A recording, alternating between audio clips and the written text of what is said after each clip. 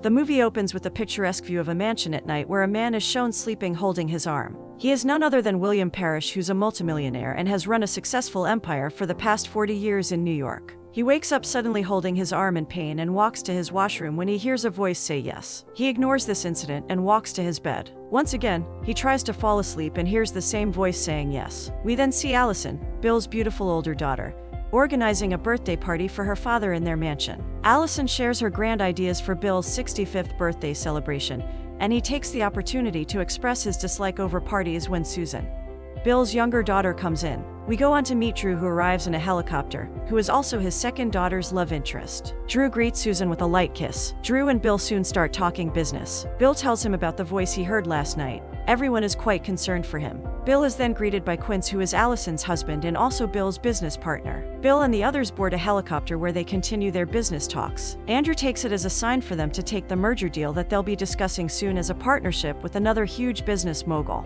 During the ride, Bill asks Susan if she loves Drew. Susan is taken aback at the question. She replies saying it wasn't something comparable to the relationship of her father with her mother. He again asks if she wants to marry Drew, but she just hesitates. Bill approves of Drew as a business partner, but he wants to make sure of what Susan thinks of him, as he saw no passion in her love. He advises her to be open to possibilities and levitate in love. He wanted Susan to think with her heart and fall madly in love with someone. Susan agrees to her father's request, and once they get to the city, the men head to their office. Susan goes to a coffee shop, and behind her, a man is seen speaking loudly at a payphone nearby. He's encouraging someone to pursue their dreams and not give up. Susan is intrigued by this man and finds his support sweet. The man then sits on the bar and apologizes to Susan for being loud on the phone, clarifying that he was talking to his baby sister who just broke up with her boyfriend, as he cheated on her. He admits that it never lasts between a man and a woman, but adds that he's a one-woman man. He says he would never hesitate to change his career for the woman of his dreams. Their chemistry and attraction for one another is very imminent at this point. He even jokes that Susan might be the one for him after their meeting. He predicts Susan to be a doctor, and she agrees while chuckling, as the coffee shop is usually filled with doctors. Meanwhile,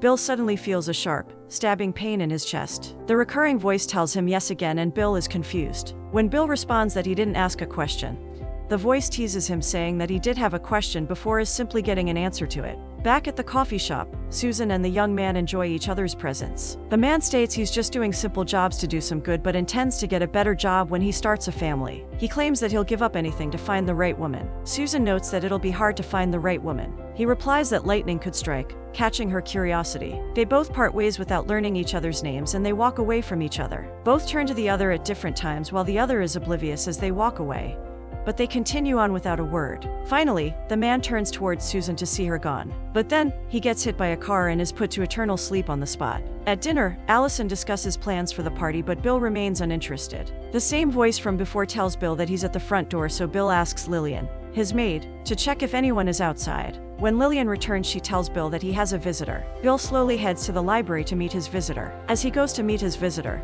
the same voice continues in his head. He spots an odd figure behind a bookshelf and asks who he is, and the voice explains that he's been around for an eternity, but wants to look around before taking Bill with him. A young man finally reveals himself in front of Bill. He finally realizes that the young man is the personification of death. But death wants a holiday from his taxing, eternal responsibility of taking the souls of the dead to the afterlife. He chooses William to be his guide and strikes a deal with Bill that as long as Bill shows him around the world of mortals, Bill will get to live a little longer. Temporarily doubting his own sanity, he finally agrees. Lillian interrupts their conversation and Death invites himself to their dinner. Bill refuses to have him at this table, but Death stresses that he cannot refuse. The two join the rest at dinner, and when asked, Bill claims the other man to be an old friend. Bill hesitatingly introduces him as Joe Black. The family is puzzled by the sudden appearance of an old friend of their father's that they have never met. Joe is introduced to William's family at a dinner at his house.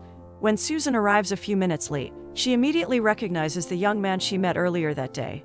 But the young man, as Death, is unfamiliar with the practices of mortal men and does not remember their original meeting. He acts awkwardly around her, and she is confused and upset by his sudden odd behavior, very unlike his actions earlier that day. When Bill asks Death about his encounter with Susan, He explains that he took a young man's body to blend in with the mortal world. Drew asks where Joe will be staying, to which he claims that he'll be staying at Bill's house, and Bill doesn't refuse. Bill shows him to a guest room where Joe will be staying and leaves him there. Joe wanders around and ends up in the kitchen. He introduces himself to the staff and becomes curious about peanut butter. He loves the taste of peanut butter and happily eats it while wandering to the indoor pool where Susan is swimming. Susan reasons that Joe isn't a big deal with her father, as he invited Joe to dinner and offered him a place to stay in his house. Joe asks her if she really loves Drew, but she tells him it's none of his business. Joe apologizes and admits that he's not used to people, as his duties have made him vary. The next morning, Bill heads to Joe's room and admits that he's glad to be among humans. They go to his meeting, as Joe insists that Bill allow him to accompany him everywhere he goes. Joe and Bill enter a board meeting where a merger has been proposed to the board of Bill's company,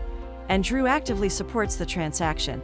But Bill, as chairman, rejects the proposal. Drew is very antagonistic towards this sudden, new old friend of Bill's, and is disrespectful and rude towards him. After the meeting, Joe visits Susan at her hospital, where he meets an old woman. She's instantly wary of him and recognizes him as a spirit. She thinks she's going to die, but Death assures her it's not time. She begs him to take her pain away, but Death refuses, saying it's not his job. Instead, he shows her a beautiful memory to ease her pain, and she goes away satisfied. Susan is delighted to see such kindness in him and gets closer to him. He goes back to Bill, who exclaims after his wife passed away, he always feels empty, and becomes convinced that Death is now after him too. He describes the first time he met his wife like it was just yesterday, and Joe listens eagerly. Just then, Drew comes in. He tries to convince Bill to agree to the merger, but Bill doesn't want anyone using his company for just money, and not its original purpose. At dinner, Quince agrees to Bill's policy about the merger and wants to present ideas of his own. Bill agrees and says it depends on Joe, but Drew takes it the wrong way after hearing it, and tries to use it for his own good. Finally, Bill presents a toast to his family and reflects on when his daughters were two little girls who loved their father so very much. Bill gets emotional and continues on with whatever comes to mind, in order to show his appreciation for his daughters, who have come a long way. Allison tells him he can sit down, rather than be confused mid-speech, and Bill does so. He so desperately wants to spend whatever little time he has with his family. He is heartbroken as he cannot say anything about death looming around him. But he stands up again and offers to have dinner with his family again. His daughters are surprised but delighted nonetheless. As dinner is getting served, Joe politely declines the offered food and asks for some peanut butter instead. He asks for just the butter and prefers it not be lathered onto anything else. Susan and Joe share their views on their comfort food, but Drew doesn't like it at all. Joe asks Susan about the Jamaican patient he'd met, and Susan tells him things aren't looking good even though they've tried everything. Joe offers his sympathy and says the woman is very appreciative of the care Susan is giving her. Drew is seemingly upset to see their conversation flow with such ease. Susan tells everyone that Joe stopped by the hospital, and everyone is shocked. Drew's jealousy knows no bounds, and he becomes condescending towards Joe. Drew leaves immediately as dinner is finished, and Bill asks Joe as to why he visited Susan's hospital. Joe explains he doesn't really know the answer, and Bill asks about Joe's proximity to his daughter. On the other hand, Susan tries to talk to Drew, who is nothing but rude to his fiancée. Susan apologizes for getting close to Joe, as she doesn't regret it. Drew is furious and leaves. Susan asks Joe's motive for getting close to her father, but Joe doesn't have an answer to that. Susan accuses Joe of being married, but Joe declines. He says he doesn't have a spouse, to which Susan asks if he's gay. Joe smiles and declines that too. Susan asks how come a man who's so handsome, intelligent, and powerful is so alone in this world. After Joe not replying, Susan understands his situation and agrees to leave Joe's life a mystery. Joe walks away to his bedroom to rest, whereas Susan walks to her father. Bill asks Susan where her interest for Joe stems from, and Susan simply replies it was his nature was simply striking and she's attracted to it. Bill tells Susan it would be better if she'd stop looking at Joe that way and focus on Drew instead. Susan is disheartened by it and asks what caused his change of heart. Bill simply shrugs and doesn't reply further. Susan heads to bed and Bill sighs. The next day, Drew tries to manipulate all the board of directors and parish communications to go against Bill and agree to a deal with Bontecu. He urges everyone to join him, as Bontecu was hell-bent on taking parish communications. Drew capitalizes on Bill's strange behavior and uses information given to him by Quince. Drew even goes on to blame Joe for Bill's behavior, but some members tell him he's taking it way too far. Drew doesn't care and continues to use the board against Bill. At dinner again that day, Allison brings out a couple cakes for Bill to try for the party, but he's too distracted from the fact that he might not even be alive till then.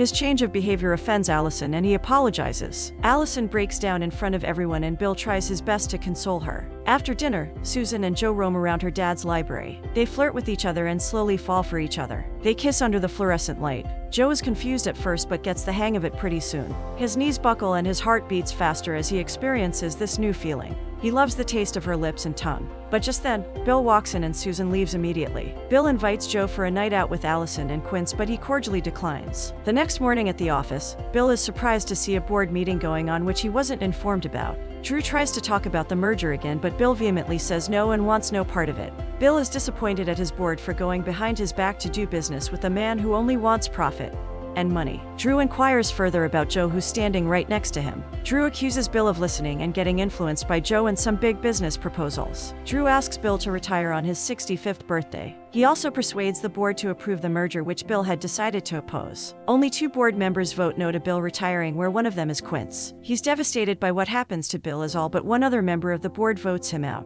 Quince tells Drew that what he did is morally wrong, but Drew simply doesn't care. Instead, he mocks Quince for not being man enough and always apple Polish Bill. Quince is devastated to see Drew's true colors. In another scene, Susan and Joe meet again at the swimming pool. They kiss again as they can't resist one another. Susan grows tired of her relationship with Drew, beginning to see him for who he really is, and is somewhat bewitched by the diffident, seductive, mysterious Joe Black. They have romantic moments and she tells Joe that she loves him. Joe enjoys the experiences of his flesh, of human feelings and desires, and is in love with her as well. Soon, their romance starts. This complicates matters, as Bill doesn't want death, that is Joe, to become involved with his daughter, and tells him that their deal didn't include this. Bill asks Joe why he chose him, and Joe simply replies that he's enamored by Bill and his ability to instruct, along with how well poised he is. Bill asks Joe what he truly wants. Joe warns Bill to be careful in front of him after Bill loses his temper, since Susan's now in love with Joe. He leaves and goes to Susan's hospital with a bouquet of flowers, but much to his dismay, he finds out she's not in the hospital yet. At the house, Susan asks Bill about Joe's whereabouts and Bill tells her he doesn't know. He asks Susan why she wants Joe and she replies saying all the things he said about her, about being deliriously happy and being obsessed with the person, was what she feels with Joe. Bill is angry at her response and decides to walk away. But Susan doesn't understand his reaction, as she doesn't know what Bill does. She confesses that she's head over heels in love with Joe. Bill tells Susan that Joe is leaving soon and that she should be very careful about Joe. He yells at Susan and tells her Joe's up to no good. Joe, on the other hand, meets with the same old lady he met before. She's glad that he's here to take her, but he claims he was there to see Susan. He admits that he's in love with Susan and she loves him back. But the woman isn't satisfied because Susan doesn't know his true self. The lady says she wants no flowers other than the ones in her casket, and Joe is confused, seeing how opposite Bill and the lady were. The lady wishes him well and tells him she understands that he's lonely just like the rest of us. Joe asks the lady one last time if she wants to go and she says yes. She feels the sweet kiss of death close by and gives into it. Joe feels bad but understands what she wanted and takes her soul whilst bidding her goodbye. Back home, Joe tells Bill it's time to go and Bill claims that he's ready. Joe tells him they'll leave soon after the party. Bill's 65th birthday on his large estate is a wonderful, perfect event. There he meets Quince and they talk about love. Quince tells Joe that Allison loves him for who he is and so does he. Quince drunkenly admits he told Drew that Bill completely depended on Joe and also confesses all of Drew's plans. Joe tells Quince to tell all of this to Bill at that moment itself and Quince agrees. Bill walks around and looks at Allison working hard for the party to be a success. He tries to apologize to her for not being the father he was to Susan, and Allison forgives him for it, even though it's evident that it aches her heart. She wishes him a very happy birthday, but deep down, Bill knows what's coming and it's inevitable. At the party, Susan meets Joe and tells him that she knows he's leaving. Joe confesses that he doesn't want to leave her at all but has to. They both get emotional and hug each other tightly. Quince confesses everything to Bill and he forgives him. Bill tells Quince he wants to see Drew and speak to him, and Quince tells him he'll send Drew his way soon. Joe tells Bill that he's taking Susan with him tonight. Bill is enraged, saying that wasn't the deal, but Joe doesn't care. Bill makes a last attempt to demonstrate to Joe the meaning of true love and all it encompasses, especially honesty and sacrifice. Bill tells Joe that Susan isn't in love with Death himself, but the body of the man Death has captured. Joe is adamant to get Susan. Bill urges Joe to tell Susan everything about him and let fate decide what happens next. Joe walks up to Susan, who is so in love with him, but she describes him as the man she first met at the coffee shop and quotes his words from there. Susan urges Joe to take her with him and even promises that she'd wait until he comes back. Joe comes to understand that his love for Susan means he has to sacrifice his desire to take Susan with him and allow her to live her life, and he abandons his plans to take her. Joe confesses that he loves her and he always will. They hug each other tightly and he leaves. Susan is devastated to see the love of her life go away from her. Joe tells Bill that he wouldn't take Susan with him anymore and it'll just be the two of them. Just then, Quince brings in Drew after compelling him to come meet Bill. There, Joe takes the stand and agrees to reveal his secret identity. Bill asks him not to do so. Joe claims to be an agent from the Internal Revenue Service doing an undercover investigation on him. Joe, as the IRS agent, uses his knowledge of Drew's actions and intimidates Drew into resigning from the company and board and to leaving Susan. He helps get Bill reinstated as chairman of the board. Bill devotes his remaining hours of life at the party to his daughters Allison and Susan. Joe glances at Susan from time to time and is utterly heartbroken knowing that she'll never be his. Susan is also really upset because the only man she ever loved is going far away from her. They both long for each other and yet can't of it. Joe finally wishes Bill a very happy birthday, and together they look at the fireworks for a while before leaving the mortal world. They express their gratitude towards each other for everything that's happened in these past days. A fireworks show marks the end of the party and Joe escorts Bill to the edge of the garden, and Susan follows them. Joe takes Bill over the bridge and the two disappear. Susan sees them walking away and runs up to the bridge. She is surprised when Joe reappears and walks back over the bridge. Death has left with Bill. Joe is now the young man Susan met at the coffee shop at the start of the movie. The young man, unaware of the events which had transpired from the time of his death until his return, talks to Susan. After a few moments, Susan suddenly realizes that Joe is not the person whom she fell in love with. In sorrow, she realizes that Joe has left and she is now talking with the young man she met at the coffee shop. She gazes past Joe's shoulder at the spot where she last saw Death and Bill. Tearing, she says to Joe, "I wish you could have known my father." She then asks him, "What do we do now?" He replies, "It'll come to us." She nods and agrees. They hold hands and walk back towards the celebration of life. Make sure to like this video and subscribe to End Recaps for more love and romance movies like this.